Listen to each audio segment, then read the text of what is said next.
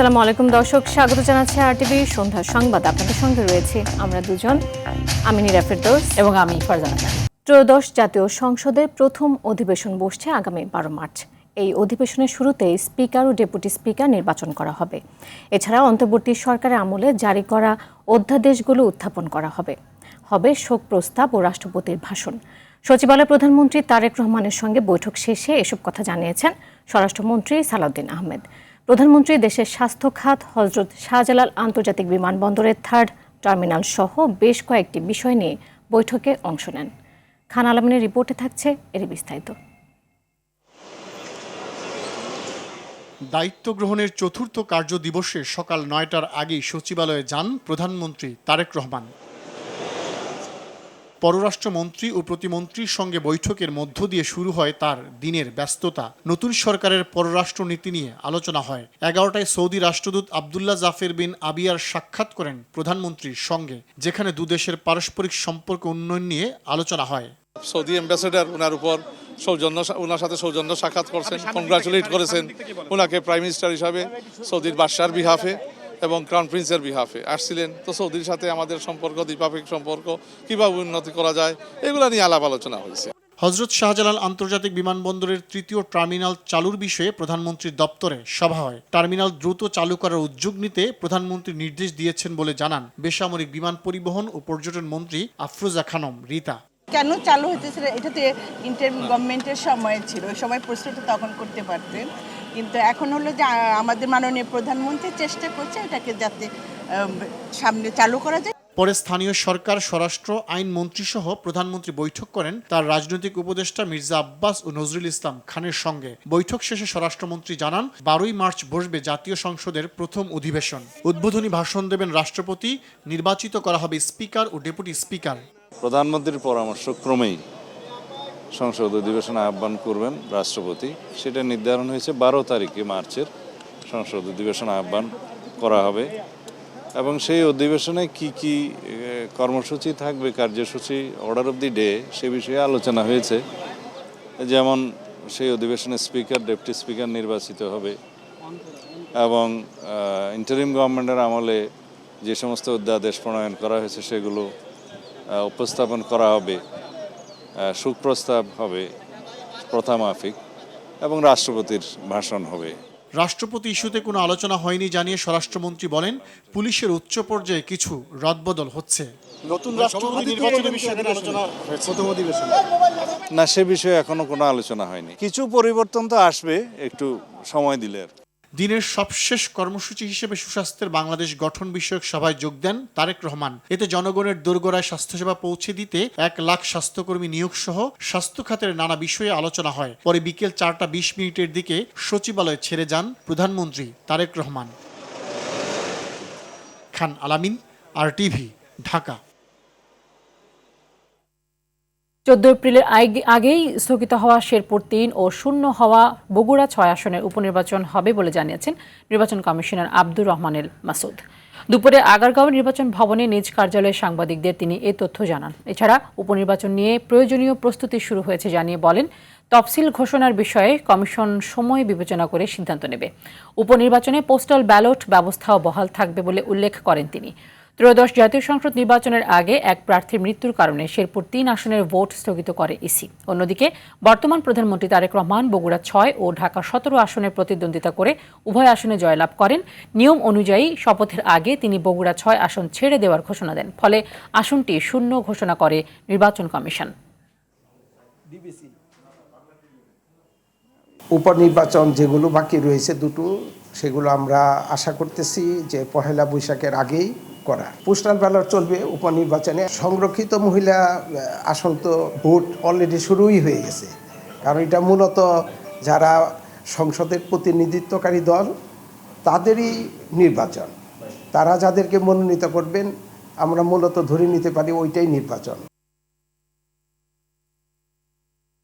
শিক্ষকদের ন্যায্য দাবি আদায়ে আর রাজপথে নামার প্রয়োজন হবে না বলে জানিয়েছেন শিক্ষামন্ত্রী এহসানুল হক মিলন। বলেন শিক্ষক কর্মচারীদের যৌক্তিক দাবি পর্যায়ক্রমে বাস্তবায়নের উদ্যোগ নেওয়া হবে। আর সমাজ কল্যাণ মন্ত্রী ডাক্তার MZ জাহিদ হোসেন বলেছেন ফ্যামিলি কার্ড বিতরণ দুর্নীতির কোনো সুযোগ নেই। বিস্তারিত বিল্লাল হোসেনের রিপোর্টে। কিন্তু একটা জানার বিষয় ছিল। সচিবালয়ে শিক্ষক কর্মচারী ঐক্যজোটের সঙ্গে মতবিনিময় সভার আয়োজন করে শিক্ষা মন্ত্রণালয়। সবাই শিক্ষক কর্মচারীরা তাদের দাবি দাওয়া তুলে ধরেন। দাবি পূরণ করলে শিক্ষার মান উন্নয়নে শিক্ষকরা কি করবেন শিক্ষামন্ত্রীর এক প্রশ্নে কিছুটা অবাক হন শিক্ষক নেতারা। শিক্ষকরা আমাদেরকে তো প্রমিস করতে হবে যে আমরা এই কাজগুলি শিক্ষার জন্য এই প্রমিসারি নোট তো আমরা পাইনি। আপনি যদি আমার প্রশ্নই না বুঝেন আপনি শিক্ষকতা করবেন কিভাবে? Mind it, you are teacher. এ সময় মন্ত্রী বলেন শিক্ষা খাতে স্বচ্ছতা ও জবাবদিহিতা নিশ্চিত করা হবে। আমিও করি না, আমার প্রতিমন্ত্রী করে না, আমরা দুইজনে শপথ করেছি করব না, কিন্তু আরেকটা শপথ আমাদের আছে করতে দেব না। আমরা আগেও বলেছি আপনাদেরকে যে শিক্ষকদের দাবি দাবা নিয়ে আর রাজপথে আসতে হবে না, এই শিক্ষা মন্ত্রণালয়কে সবচেয়ে বেশি প্রায়োরিটি দিচ্ছেন। এদিকে নিজ দপ্তরের সমাজ কল্যাণ মন্ত্রী এজেড.এম. জাহিদ হোসেন বলেন নির্বাচনের ইশতেহার অনুযায়ী ফ্যামিলি কার্ড বিতরণে কোনো দুর্নীতির সুযোগ থাকবে না। ফ্যামিলি কার্ডের মধ্যে এটা এমন একটি কার্ড হবে গ্রেট ইন ফিউচার, এটা আজকে না, ইন ফিউচার, যেইটা আপনাকে সমস্ত ডেটা দিয়ে দিবে। অনুমোদন হওয়ার সাথে সাথেই আমাদের একদম ফিল্ড লেভেলে, গ্রাসরুট লেভেলে, গ্রাউন্ড লেভেলে, কারণ আমাদের এনআইডি হাতে আছে, জাস্ট চেক বেক করা। অপরদিকে পার্বত্য চট্টগ্রাম বিষয়ক মন্ত্রণালয়ের কর্মকর্তাদের সাথে মতবিনিময় শেষে সাংবাদিকদের প্রশ্নে মন্ত্রী দীপন দেওয়ান বলেন পাহাড়ি অঞ্চলের সম্পদের সুষম বন্টন নিশ্চিত করলে শান্তি বজায় থাকবে। পাহাড়কে শান্ত করার জন্য আমরা অনেক পদক্ষেপ নিতে পারি। এখানে আপনি বলতে পারেন যে সুষম উন্নয়ন একটা ফ্যাক্টর। সুষম উন্নয়ন না হলে কিন্তু আপনার মধ্যে থাকবে। এখানে আপনি বলতে পারেন যে আপনি অ্যাকাউন্টেবিলিটি নাই, আপনি কোঅর্ডিনেশন, এগুলো কিন্তু সামনে করতে হবে। আমি একটু আগে বলছিলাম যে এগুলো দরকার আছে। পাহাড় কেটে তৈরি করা রিসোর্টের বিরুদ্ধে ব্যবস্থা নেওয়ার হুঁশিয়ারি দেন মন্ত্রী। রিসোর্টের নামে যে অনেক কিছু করা হয়েছে, পাহাড় কেটে করা হয়েছে, এগুলো আমরা এগুলো নিয়ে একটা ব্যবস্থা করবো আর কি। দরকার হলে আমরা একটা কমিটি করবো। বিল্লাল হোসেন, RTV, ঢাকা। জুলাই আন্দোলনে যাত্রাবাড়ীতে পুলিশের গুলিতে এক পুলিশ কর্মকর্তার ছেলে নিহতের ঘটনায় ডিএমপি সাবেক কমিশনার হাবিবুর রহমান সহ 11 জনের বিরুদ্ধে আনুষ্ঠানিক বিচার শুরুর আদেশ দিয়েছেন আন্তর্জাতিক অপরাধ ট্রাইব্যুনাল 2। অন্যদিকে ট্রাইব্যুনাল 1-এ মানবতাবিরোধী অপরাধ মামলায় সালমান এফ রহমান ও আনিসুল হকের বিরুদ্ধে প্রথম দিনের সাক্ষ্য গ্রহণ হয়। এছাড়াও কুষ্টিয়ার হত্যা মামলায় হাসানুল হক ইনুর পক্ষে সাফাই সাক্ষ্য দেন জাসদের এক নেতা। আরও জানাচ্ছেন GM মাহমুদ। 24-এর গণঅভ্যুত্থানে 20 জুলাই এভাবেই রাজধানীর যাত্রাবাড়ীতে পুলিশের গুলিতে নিহত হন ইমাম হাসান তাইম, যে ভিডিও ছড়িয়ে পড়ে সামাজিক যোগাযোগ মাধ্যমে। এই ঘটনায় করা মানবতা বিরোধী অপরাধ মামলায় ডিএমপির সাবেক কমিশনার হাবিবুর রহমান সহ 11 জনের বিরুদ্ধে অভিযোগ গঠন করে বিচার শুরুর আদেশ দিয়েছে আন্তর্জাতিক অপরাধ ট্রাইব্যুনাল 2। সূচনা বক্তব্য ও সাক্ষ্য গ্রহণ শুরু 29 মার্চ। ইমাম হোসেন তাইম একজন পুলিশ কর্মকর্তার ছেলে। আমরা দেখতে পেয়েছি যে ইমাম হোসেন তাইমকে তার বন্ধু পেছন থেকে জাপটে ধরে সরিয়ে নিয়ে যাওয়ার চেষ্টা করছে এবং একজন পুলিশ কর্মকর্তা তাইমের খুব কাছে এসে বন্দুক টার্গেট করে তাকে বারবার গুলি করছেন। এদিকে ট্রাইব্যুনাল 1-এ আন্দোলনকালীন কারফিউ এবং ব্যবসায়ীদের নিয়ে গণভবনে বৈঠক করে হত্যাকাণ্ডে সহায়তা সহ 5 অভিযোগে সাবেক আইনমন্ত্রী আনিসুল হক ও শেখ হাসিনার উপদেষ্টা সালমান এফ রহমানের বিরুদ্ধে প্রথম দিনের সাক্ষ্য গ্রহণ হয়। পরবর্তী তারিখ 3 মার্চ। উনি দৌড়িয়ে গিয়ে তার ছেলেকে কোলে তুলে নেন এবং মাথায় হাত বুলাতে থাকেন যে গুলিটা কোথায় লাগলো। ঠিক এই মুহূর্তে উনার হাতের দুটো আঙ্গুল উনার ছেলে সিফাতের মাথায় ঠিক যেখানে গুলি লেগেছে সেখানে ঢুকে যায়, অর্থাৎ ওনার দুটো আঙ্গুলই মাথার মধ্যে ঢুকে যায়। তাহলে গুলির ছিদ্রতা কত বড় ছিল আমরা সেটা বুঝতে পেরেছি ওনার জবানবন্দিতে।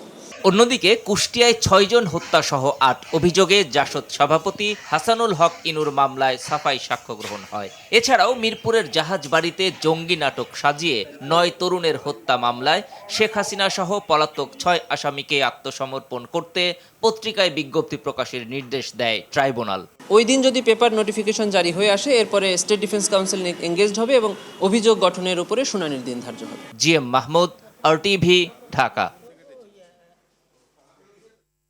যশোরের সাবেক সংসদ সদস্য শেখ আফিল উদ্দিন ও তার স্ত্রীর বিরুদ্ধে 62 কোটি টাকার বেশি অবৈধ সম্পদ অর্জনের প্রমাণ পাওয়ায় মামলা করেছে দুর্নীতি দমন কমিশন দুদক। দুপুরে কমিশন কার্যালয়ে সংবাদ সম্মেলনে একথা জানান দুদক মহাপরিচালক মোহাম্মদ আক্তার হোসেন। এই ঘটনায় পৃথক 2টি মামলা দায়ের করেছে সংস্থাটি। একই সাথে তাদের 3 সন্তানের সম্পদ বিবরণী দাখিলের নির্দেশ দিয়েছে দুদক। বেশি মূল্যের সম্পদ অর্জন পূর্বক বুক দখলে রাখার অপরাধ অনুসন্ধানকালে প্রমাণিত হয়েছে। এই কারণে তার বিরুদ্ধে দুর্নীতি দমন কমিশন আইন 2004-এর 27(1) ধারায় মামলা রুজুর সিদ্ধান্ত গৃহীত হয়েছে। ত্রয়োদশ জাতীয় সংসদ নির্বাচনের পূর্ব মুহূর্তে দেশের সমুদ্র ও নদী বন্দর বিদেশি কোম্পানিকে ইজারা দিয়েছে বিদায়ী অন্তর্বর্তী সরকার। ব্যবসায়ী ও সমুদ্র বন্দরগুলোর শ্রমিকদের সাথে সাধারণ নাগরিকদের চরম বিরোধিতা ও বিক্ষোভ উপেক্ষা করে স্বল্পমেয়াদী এই সরকার দেশের সার্বভৌমত্বের বিষয়ে তড়িঘড়ি সিদ্ধান্ত নেয় তৈরি হয়েছে নানা প্রশ্ন। বিশেষজ্ঞরা বলছেন, ডক্টর মোহাম্মদ ইউনূসের উপদেষ্টারা বিদেশি এজেন্ডা বাস্তবায়ন করতেই দেশের সম্পদ বিদেশিদের হাতে তুলে দিয়েছে। আরও জানাচ্ছেন মোহাম্মদ সায়েম। প্রফেসর মোহাম্মদ ইউনূসের নেতৃত্বাধীন অন্তর্বর্তী সরকার বেশ কিছু বিদেশি কোম্পানির সাথে চুক্তিবদ্ধ হয়েছে। সকল নিয়মনীতি উপেক্ষা করে দ্রুততার সাথে গোপন চুক্তি স্বাক্ষর করে সরকারি নিযুক্ত বিদেশি ব্যক্তিরা। তাদের এই গোপন চুক্তির প্রক্রিয়া আমরা আরো বেশ কয়েক জায়গায় দেখলাম, যেমন স্টারলিং নিয়ে তারা চুক্তি করেছে একটা, তারপর এলএনজি আমদানি নিয়ে চুক্তি করেছে। মানে বহুজাতিক কোম্পানি এবং কয়েকটা বিদেশি রাষ্ট্র তাদের স্বার্থ রক্ষার জন্যই কিছু লোক সরকারের মধ্যে ছিল এবং ইউনূস সাহেবই তাদেরকে নিয়ে এসছেন এবং সেটারই অংশ হিসেবে তারা এই বন্দর নিয়ে চুক্তি করেছে। এই যে দুইটা বন্দর নিয়ে যে চুক্তি করেছে, এটার কোনো স্বচ্ছতা ছিল না, সেই চুক্তিটা করেছে সম্পূর্ণ বাংলাদেশের স্বার্থ বিপন্ন করে। সময় স্বল্পতা ও শ্রমিক বিক্ষোভের ফলে ডিপি ওয়ার্ল্ডের সাথে চুক্তি না হলেও অত্যন্ত দ্রুততার সঙ্গে ডেনমার্ক ভিত্তিক প্রতিষ্ঠান এপিএম টার্মিনালস ও সুইস প্রতিষ্ঠান মেডলকের চুক্তি সম্পন্ন হয় লালদিয়া ও পানগাঁও টার্মিনালের, যার কার্যক্রম গত 4 নভেম্বর শুরু হয়ে চুক্তি স্বাক্ষরিত হয় 17 নভেম্বর। আগামী 30 বছরের জন্য পরিচালনার দায়িত্ব পায় বিদেশি এই কোম্পানিটি। যে চুক্তিগুলো হয়েছে বন্দর সংক্রান্ত, এই চুক্তির অনেকগুলো গোপনীয় বিষয় রয়েছে যে জিনিসগুলো জনসম্মুখে আসা দরকার এবং অনেক ক্ষেত্রে যতটুকু জানা যায় এই চুক্তির অনেকগুলো এই দেশের অর্থনৈতিকভাবে স্বার্থের পরিপন্থী। সুতরাং এই বিবেচনায় আমাদের কাছে মনে হয় যে নতুন যে নির্বাচিত সরকার এসছে তার উচিত এই চুক্তিটি পুনর্বিবেচনা করা। অন্তর্বর্তী সরকার সংস্কার, বিচার ও নির্বাচনকে গুরুত্ব না দিয়ে দেশের সম্পদ অন্যায়ভাবে তড়িঘড়ি করে ইজারা দেওয়ার এজেন্ডা বাস্তবায়ন করেছে বলে অভিযোগ অর্থনীতিবিদদের। ইউনূস সাহেব উপদেষ্টা এবং বিশেষ সহকারী ছদ্মবেশে সরকারের মধ্যে কিছু বিদেশি কোম্পানির লবিস্ট এবং অন্য কিছু ক্ষমতাবান রাষ্ট্রের চরকে ঢুকিয়েছিলেন। তারা আসলে অন্য কোম্পানির লবিস্ট হিসাবে সরকারের মধ্যে ছিলেন এবং সেই কারণে লবিস্ট দিয়ে পরিচালিত সরকার যে সব কার্যক্রম সবগুলো সম্পর্কে নির্বাচিত সরকারের দায়িত্ব হচ্ছে শ্বেতপত্র প্রকাশ করা। এই অন্তর্বর্তী সরকার যে কাজ করেছে, আমি মনে করি যে এটা যেহেতু বাংলাদেশের আইন কানুন এবং নিয়মের সাথে সাংঘর্ষিক এবং এটা ব্যত্যয় ঘটেছে, সুতরাং এটার জন্য যারা যারা জড়িত ছিল এটার সাথে তাদেরকে আসলে এই তদন্ত প্রক্রিয়ার মধ্যে নিয়ে আসতে হবে। পরাধীনতার চুক্তি থেকে দেশের সার্বভৌমত্ব টিকিয়ে রাখতে অন্তর্বর্তী সরকারের করা সব চুক্তি বাতিলের দাবি অর্থনীতিবিদদের। আর এসব অস্বচ্ছ ও স্বার্থবিরোধী চুক্তির বিষয়ে তদন্ত করে জড়িতদের আইনের আওতায় আনারও দাবি তাদের। মোহাম্মদ সায়েম, RTV, ঢাকা। রমজানের 4 দিনেও নাগালে আসেনি নিত্যপণ্যের দাম। সাধারণ মানুষের ক্রয় ক্ষমতার বাইরে যাওয়া দামের বিষয়কে বিক্রেতারা বলছেন সরবরাহের অভাব। এদিকে ক্রেতারা অভিযোগ করছেন বাজার মনিটরিং না হওয়াকে। দেশের বিভিন্ন জেলার পাইকারি বাজার ঘুরে পণ্যের স্বাভাবিক সরবরাহ এবং বিক্রি না হওয়া পণ্যের পচন চোখে পড়লেও খুচরা বাজারেই বিক্রেতারা হাঁকাচ্ছেন ইচ্ছে মতো দাম, এমনটাই মনে করছেন ক্রেতারা।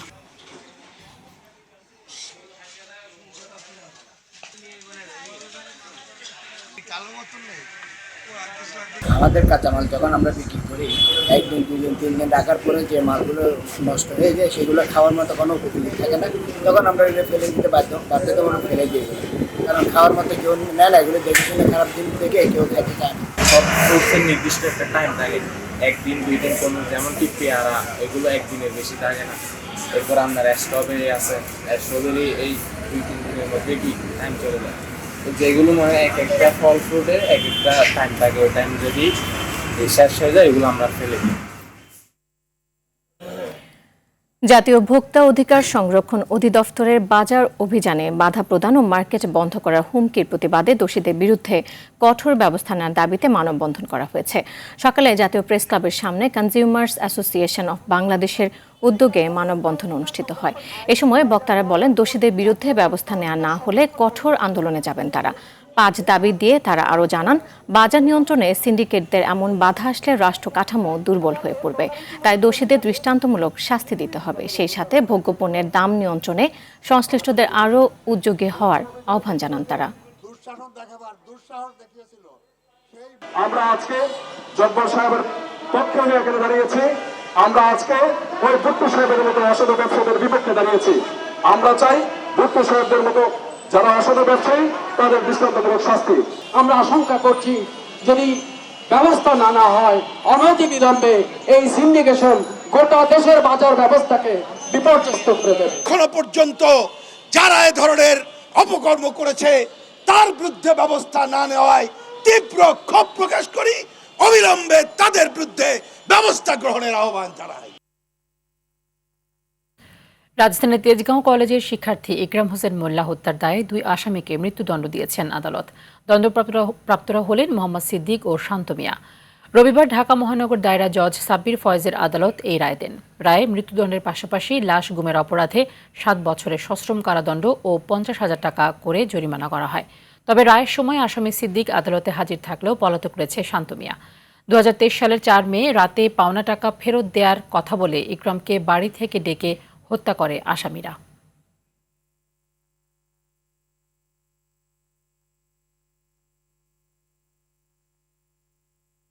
রাজধানীর কামরাঙ্গীরচর থানাধীন এলাকায় যুবতী এক নারীকে সংঘবদ্ধভাবে ধর্ষণের দায়ে 4 জনের যাবজ্জীবন কারাদণ্ডের রায় ঘোষণা করেছেন ট্রাইব্যুনাল।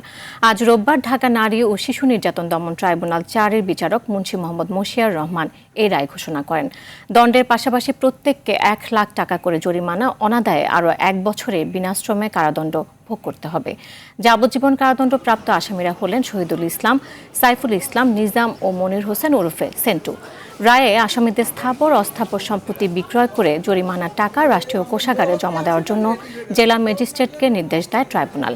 আসামি সাইফুল ইসলাম পলাতক থাকায় তার বিরুদ্ধে গ্রেফতারি পরোয়ানা জারি করেন। মামলায় অভিযোগ, 2009 সালের 26 সেপ্টেম্বর ওই নারীকে আসামিরা পালাক্রমে ধর্ষণ করেন।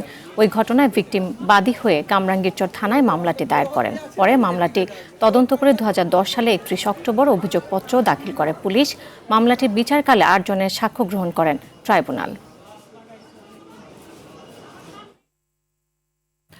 রাজধানীর উত্তরায় এক গৃহকর্মীর দেওয়া চেতনানাশক মেশানো পানি খেয়ে আয়েশা আক্তার নামের এক গৃহকর্ত্রীর মৃত্যুর ঘটনায় গৃহকর্মীকে গ্রেফতার করেছে police bureau of investigation PBI. বৃহস্পতিবার গৃহকর্মী বিলকিসকে গাজীপুর থেকে গ্রেফতার করা হয়েছে। সকালে পিবিআই ঢাকা মেট্রো উত্তর কার্যালয়ে সংবাদ সম্মেলনে এসব তথ্য জানানো হয়। পুলিশ বলছে, ঘটনার 2 দিন আগে গৃহকর্মী হিসেবে নিয়োগ পায় বিলকিস। পূর্ব পরিকল্পনা অনুযায়ী পানির সঙ্গে চেতনানাশক মিশিয়ে খাওয়ানো হয় ভুক্তভোগী আয়েশা আক্তার ও তার স্বামী আনোয়ার হোসেনকে। পরে স্বর্ণালংকার ও নগদ টাকা নিয়ে পালিয়ে যায় গৃহকর্মী। এ ঘটনায় ভুক্তভোগী আয়েশা আক্তারের ছোট ছেলে বাদী হয়ে মামলা করেন উত্তরা পশ্চিম থানায়। পুলিশ বলছে, এর আগেও অভিযুক্ত বিলকিসের বিরুদ্ধে রাজধানীর বিভিন্ন থানায় 5টি মামলা রয়েছে। আপনাদের কাছে একটাই গলিয়ে 10টা ট্যাবলেট গলিয়ে সেইগুলাকে 10টা ট্যাবলেট গলিয়ে গৃহকর্ত্রী এবং তার হাজবেন্ডকে খাইয়েছে এবং আমরা তার ব্যাগের ভিতর থেকে ওই ট্যাবলেটের স্ট্রিপটা পেয়েছি, খালি স্ট্রিপটা। এটা আমরা জব্দ করেছি কারণ এটা একটা গুরুত্বপূর্ণ আলামত। তদন্তের মাধ্যমে জানতে পেরেছি এই গৃহকর্মীর বিরুদ্ধে আরো 5টা সেম ধরনের মামলা রয়েছে বিভিন্ন থানাতে। এই ঘটনায় 50,000 টাকা সে গোল্ড বিক্রি করেছে, সে স্বীকার করেছে এবং সেখান থেকে আমরা 6,500 টাকা তার ব্যাগে পাওয়া গেছিল, বসে অন্য টাকা পাওনাদারকে দিয়ে দিয়েছে। মাদারীপুরে আধিপত্য বিস্তার নিয়ে টর্চ লাইট জ্বালিয়ে ফের সংঘর্ষে জড়ালো 2 পক্ষ। এ সময় শতাধিক হাতবোমা বিস্ফোরণ ঘটানো হয়। এতে আহত হয়েছে 2 জন। শনিবার রাত 9টা থেকে 1টা পর্যন্ত টানা 4 ঘণ্টা পৌরসভার নতুন মাদারীপুর এলাকায় এই সংঘর্ষ হয়। সংঘর্ষে হাতবোমা বিস্ফোরণের কয়েকটি ভিডিও ভাইরাল হয় সামাজিক যোগাযোগ মাধ্যম ফেসবুকে। মুহূর্তেই ছড়িয়ে পড়ে আতঙ্ক। খবর পেয়ে পরিস্থিতি নিয়ন্ত্রণে আনে পুলিশ। বর্তমানে এলাকায় থমথমে অবস্থা বিরাজ করছে। লক্ষ্মীপুরের রামগঞ্জে বিদ্যুৎ বিলের 5 টাকা কম দেয়ায় আলমগীর হোসেন নামের এক আবুধাবি প্রবাসীকে পিটিয়ে হত্যার অভিযোগ উঠেছে তার বড় ভাইয়ের বিরুদ্ধে। শনিবার রাতে উপজেলার উত্তর বদরপুর এলাকায় এই ঘটনা ঘটে। অভিযুক্ত খোরশেদ আলম প্রবাসী আলমগীরের বড় ভাই। নিহতের স্ত্রী জানান, বিদ্যুৎ বিলের 5 টাকা কম দেয়াকে কেন্দ্র করে দুই ভাইয়ের কথা কাটাকাটি হয়। পরে ইফতারের সময় আলমগীর চায়ের দোকানে গেলে খোরশেদ তাকে পিটিয়ে হত্যা করে। এদিকে হত্যাকারীকে গ্রেফতার করে দৃষ্টান্তমূলক শাস্তির দাবি জানিয়েছে ভুক্তভোগী পরিবার।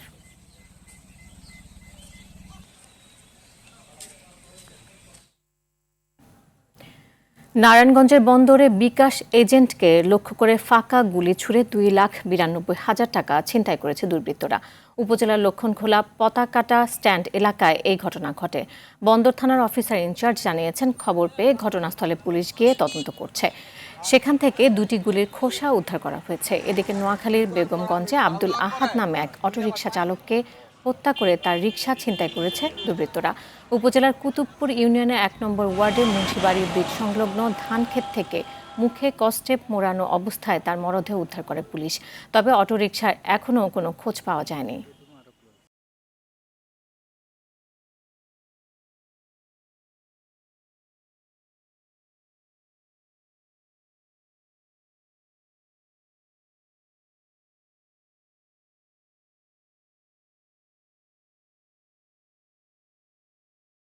আইডিএলসি পরিবর্তনের পথে বাংলাদেশ। 2025-26 অর্থ বছরের জন্য সরকার $18.4 বিলিয়ন বার্ষিক উন্নয়ন কর্মসূচি এডিপি ঘোষণা করেছে। দেশের টেকসই উন্নয়ন ও অর্থনৈতিক প্রবৃদ্ধি ত্বরান্বিত করার লক্ষ্যে প্রণীত এই বাজেটে তথ্য প্রযুক্তি, শিক্ষা এবং স্বাস্থ্য খাতকে সর্বোচ্চ অগ্রাধিকার দেওয়া হয়েছে। অর্থ মন্ত্রণালয়ের সংশ্লিষ্ট সূত্র জানিয়েছে, ডিজিটাল অবকাঠামো শক্তিশালী করা, স্টার্টআপ সহায়তা বৃদ্ধি এবং সরকারি সেবার ডিজিটাল রূপান্তর নিশ্চিত করতে তথ্য প্রযুক্তি খাতে উল্লেখযোগ্য বরাদ্দ রাখা হয়েছে। সরকারের প্রত্যাশা, এই বিনিয়োগ দেশের কর্মসংস্থান সৃষ্টি এবং রপ্তানি আয়ে ইতিবাচক প্রভাব ফেলবে। সরকার আশা করছে, ঘোষিত এডিপির কার্যকর বাস্তবায়নের মাধ্যমে 2025-26 অর্থ বছরের প্রবৃদ্ধির ধারা আরও শক্তিশালী হবে এবং উন্নয়নের সুফল সাধারণ মানুষের কাছে পৌঁছবে।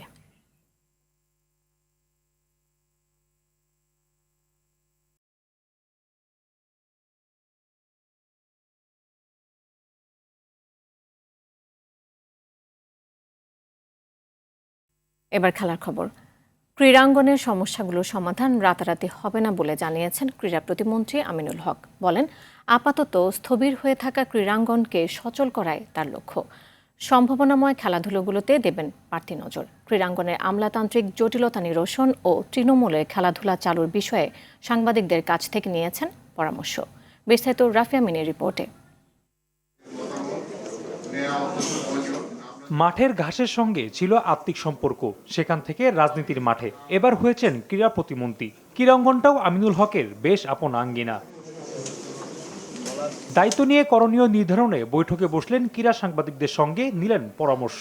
স্থবির হয়ে থাকা ক্রীড়াঙ্গনে প্রাণ ফেরানো, জেলার অ্যাডহক কমিটিগুলোতে দ্রুত নির্বাচন ছাড়াও আরও বেশ কিছু চ্যালেঞ্জ নতুন প্রতিমন্ত্রীর সামনে। জেলা বিভাগে কিন্তু খেলা স্থবির হয়ে আছে।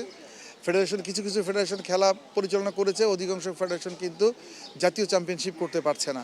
উনি বললেন যে উনি জেলা ক্রীড়া ডিএসএগুলো থেকে উঠুক, আমরা ওটাই আশা করতেছি। এটা যদি উনি করতে পারে, আমার মনে হয় 6-7 মাসের মধ্যে চেহারাটা একটু পাল্টাতে পারে। সাংবাদিকদের সঙ্গে আলাপ শেষে গণমাধ্যমে ক্রীড়া প্রতিমন্ত্রী বলেন, রাতারাতি কোনো সমস্যার সমাধান সম্ভব নয়। তৃণমূলের খেলাধুলার উন্নয়নে নেওয়া হবে নানান পদক্ষেপ। ফুটবল, ক্রিকেট, হকি থেকে শুরু করে ইন্ডিভিজুয়াল যে খেলাগুলো রয়েছে, যে খেলাগুলোকে সর্বোচ্চ গুরুত্ব দিয়ে আমরা সাব গেমস কিংবা এশিয়ান গেমস কিংবা ভবিষ্যতে অলিম্পিকে ভালো কিছু করার যে কর্ম পরিকল্পনা বা চিন্তা ভাবনা, আমাদের যে স্বপ্নগুলো রয়েছে, সেই স্বপ্নগুলো যাতে আমরা বাস্তবায়ন করতে পারি, সেই শুরুটা আমরা করতে চাই। আমরা বলবো না যে এটা রাতারাতি আমরা করে ফেলতে পারবো, বাট আমরা শুরুটা করতে চাই। রাফি আমিন, RTV, ঢাকা। দর্শক, সন্ধ্যা সংবাদ পর্যন্তই। রাতের সংবাদ 11:15 দেখার আমন্ত্রণ রইল। ধন্যবাদ সবাইকে।